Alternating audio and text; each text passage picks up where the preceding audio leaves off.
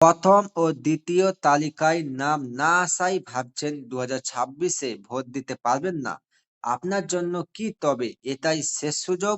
নির্বাচন কমিশনের ঘোষিত নতুন ২টি কড়া নিয়ম না জানলে কি আপনার অরিজিনাল ভোটার কার্ড থাকলেও নাম বাদ যাবে? বিএলও ভেরিফিকেশনে আপনার একটি ছোট ভুলেই কি আপনি ভোটার অধিকার হারাতে চলেছেন? তৃতীয় লিস্টে নাম তোলার আগে এই সাবধানতাগুলো কি নিয়েছেন? নমস্কার বন্ধুরা, আপনাদের সবাইকে স্বাগত জানাই কাশির অনলাইন হেল্প চ্যানেলে। ২০২৬-এ বিধানসভা ভোটের আগে ভোটার তালিকা নিয়ে এই মুহূর্তে সবথেকে বড় এবং চাঞ্চল্যকর আপডেট। প্রথম ও দ্বিতীয় সাপ্লিমেন্টারি তালিকার কাজ শেষ হওয়ার পর এবার তৃতীয় সাপ্লিমেন্টারি ভোটার তালিকা নিয়ে বড় ঘোষণা করল নির্বাচন কমিশন। সেই সঙ্গে ভোটার ভেরিফিকেশনের ক্ষেত্রে যুক্ত হলো একদম নতুন ২টি নিয়ম। আজকের ভিডিওতে আমি এই নিয়মগুলো নিয়ে বিস্তারিত আলোচনা করব এবং দেখাবো কিভাবে আপনারা নিজের নাম চেক করবেন। ভিডিওটি একটু বড় হলেও শেষ পর্যন্ত দেখুন, কারণ এটি আপনার নাগরিক অধিকারের প্রশ্ন। তোমরা যদি আমার চ্যানেলে নতুন হয়ে থাকো, চ্যানেলটিকে সাবস্ক্রাইব করে পাশে থাকা বেল আইকনটি অন করে দিবেন।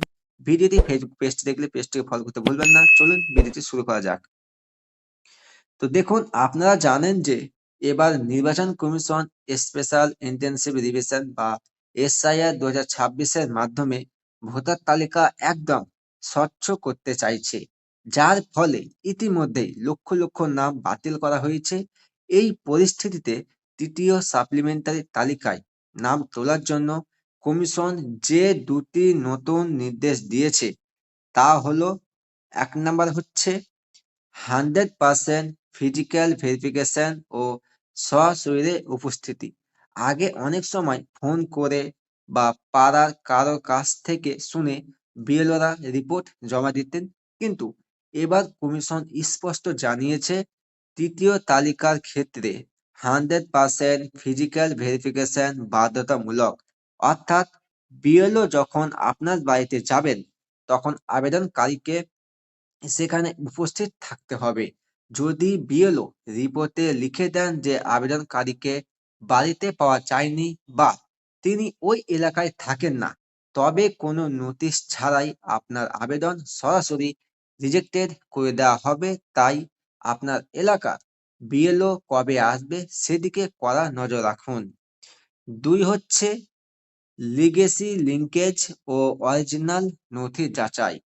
তৃতীয় তালিকায় নাম তোলার জন্য এবার নথির স্বচ্ছতার উপর সব থেকে বেশি জোর দেওয়া হয়েছে। আপনি যে আধার কার্ড বা রেশন কার্ড আপলোড করেছেন তার অরিজিনাল কপি এবার বিএলওর সামনে দেখাতে হবে। শুধু তাই নয়,